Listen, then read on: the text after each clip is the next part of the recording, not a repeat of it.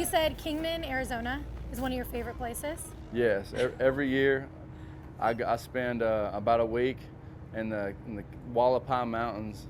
It's absolutely gorgeous. I wake up and there's like moose, elk, whatever they are, out there like fighting in my front yard. It's freaking beautiful. Like the squirrels are have whitetail. It's like a whitetail deer that turned into a squirrel.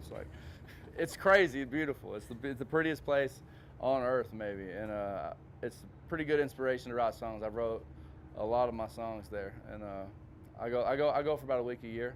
Shout out Mike and Sherry for keeping me. Is there inspiration in your lyrics that you've drawn from Arizona then? I'm from a tree farm, so I'm from the complete opposite of the desert. I grew up thick dirt, trees, lots of trees, whereas we don't have many trees here. But yeah, so it's not really inspiration, but for some reason I write good in that environment. It's like water. I love writing close to water. I love the Arizona mountains too. Yeah. I want to talk about Tennessee. Obviously, you mentioned you're from there, and you've been through that Nashville grind, playing on Broadway, working hard, working a day job, playing music at night, and you've made it to where you are. What advice would you give to the millions of other people that share the same dreams that you have? There's a lot of people that move to town to chase that dream, and they have that dream, and they just like I did. I grew up on a tractor wanting to be Alan Jackson, and I think in order to take the next step, it's not like no one's going to come unless you are just have something that no one has and you're very confident about it. No one's going to come and be like, man, I'm going to give this guy the world. That's just not how it works. You got to. I started. What got me there was songwriting, and luckily I fell in love with it and became obsessed with songwriting. Because I feel like if I'm going to put out my songs, I'm going to stand on this stage, this massive catwalk, which is crazy, by the way. I'm really excited about it. We're gonna have a party tonight. But in order to do that, you got to have your own songs, and someone else writing you songs is great. And I'll try to always cut outside songs because I believe that's how Nashville operates a little bit. But at the same time, you got to know what your sound is. And it took me multiple projects, thousands of dollars that literally just went outside and burned to figure out what that sound was. And you just got to want it, really. I guess to answer your question, you have to want it so bad that you will lose all of your money, all of your time, and drive yourself crazy a little bit. It's worth it, right? Absolutely, yeah. You finally got there, yeah.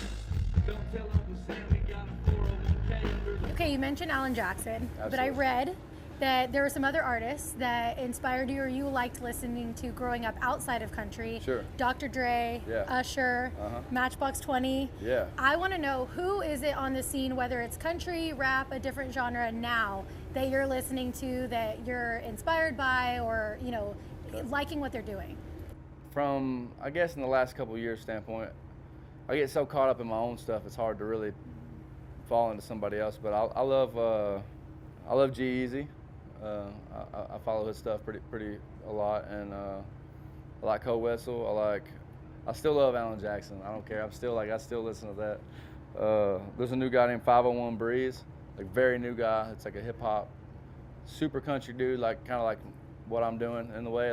I wouldn't say that I'm a country artist, or I'm definitely a country artist just because I'm so country that I can't be anything else. This is where my roots are. But I grew up on all kinds of music, like you said. I love. I had a rock phase. I was in a heavy metal, a rockish band, like a Breaking Benjamin, Nirvana type cover band. I've done the whole, whatever's popular, I'm usually into it. I loved Limp Bizkit. I loved Kid Rock growing up. Whatever was super popular, that's what I was into. And so I like everything. Yeah. Is there an artist that would be your dream collaboration? I mean, Alan Jackson would definitely be my pick. I know I've said that twice now, but that's definitely the truth, though. Yeah. We have a song called "Coming in Country" that I basically took one of his songs and kind of made it 2025 version of it, and was really hoping to get his blessing and for him to be on it. But he's health-wise not doing that well right now, and but he proved the song, which is all. Like I said, I'm not putting this song out. I don't care how much the label loves it. I don't care how much I love it or my mama loves it. I don't care. I'm not putting a song out unless Alan Jackson approves it himself, and he did, which was the coolest cool. That's all I needed. It's amazing. Yeah. I remember the first time I heard that song, I thought it was a Gone Country Gone remix Country, at first, and I was yeah. so excited. I mean, it's a great song. You mentioned your writing career and how obviously you're writing your own songs now. You were writing songs that a lot of other big artists were singing before you Sure. kind of went down this path. How did you decide to start giving your own songs a try and kind of make that transition to recording your own songs?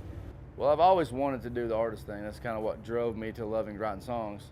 And I feel like if I'm going to be on a song, no matter how in depth or what you want to write the song about, like if you had a song for you today and you wanted to write a song, more than likely somewhere along the way in that song it's going to turn into a Drew Green song because I'm helping write it, and I'm a very quick writer, so that's kind of what blended me into the point. It's like, man, I can do this for a living. Like I want to be on stage. I want to see the world. Before I started doing this, I had never left Tennessee.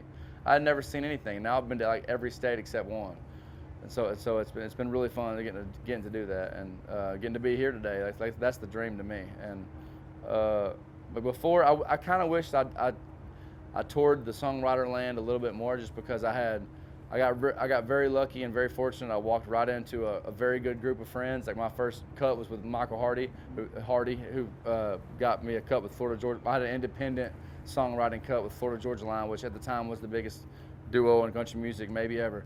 So it was very good for me, and that led me to getting whatever publishing deal I wanted. And but at the same time, that all sounds great, but I got told no by every single publisher the week before that happened. You know, like almost. So like don't act like it's all roses, because it's not. Like I have definitely been through the telling me like getting told that I didn't have it, you know, as a songwriter, and I just kept pushing every day. I was obsessed. I am obsessed with writing songs. I can write from the time I wake up till midnight and not get tired. I just love it, and that's what's got me to where I am, kind of, yeah. But I kind of wish I did that longer, getting to write more songs for other people, for sure. Like I would love a Blake Shelton cut. I've been shooting for a Blake Shelton cut for a long time. Like a Kenny Chesney cut, I've been shooting for a long time, which was kind of what led me to a record deal.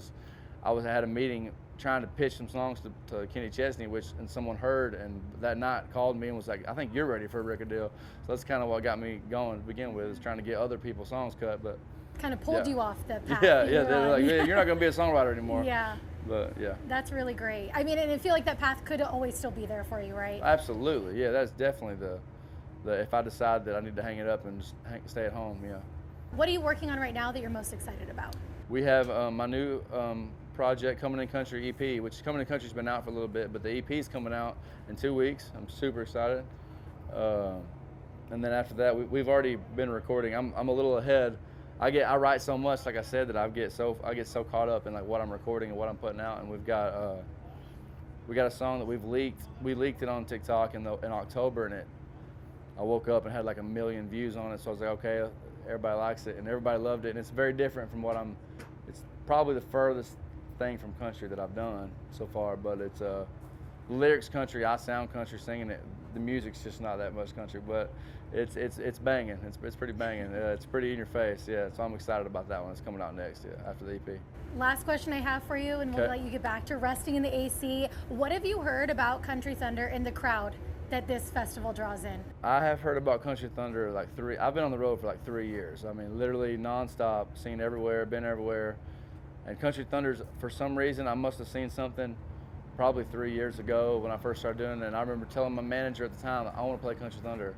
And it didn't work out. I had another show that interacted with it. I think it was the Boots in the Park, interacted with it, and I couldn't do it because I had the option to, but something came up and it was like Boots in the Park, I think, in Vegas, and it was like the mile radius or whatnot. And so I didn't get to that year, and so I'm really glad and very happy to be here this year. It's going to be fun. The sound check was really cool. The place is huge, and the hype, like all the videos that all the fans and stuff have like interacted with me this week. Like Country Thunder definitely has something, and the Arizona people have something going on that's like, I've been told welcome to Arizona like 6 times on my Instagram today, and I hadn't even really been on there. I think that's really cool. That's not happened anywhere I've been. That's never happened in any festival. I think that's really cool. That's cool. People here are very proud to be very nice. from Everyone's Arizona so sweet. and happy Everyone's to welcome. been so welcoming. Yeah. Good. Well, Sure. Thank you so much. Thank Such you. a pleasure talking with you. Nice to meet you. Congratulations on all of your success Thank that you. you've had.